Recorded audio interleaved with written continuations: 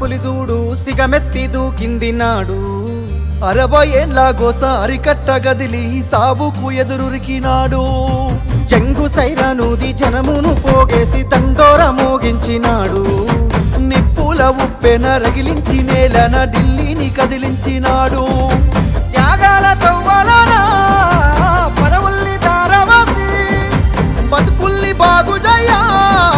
బలిగీసి పత్తిబాసి వలస పాలకుల ఉరికించినాడి నేలన వలసలు తరిమేసినాడు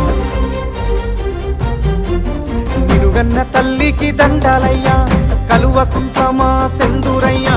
రుణమెట్ల తీరునమా అయ్యా జనమందరి పెద్ద బిడ్డవయ్యా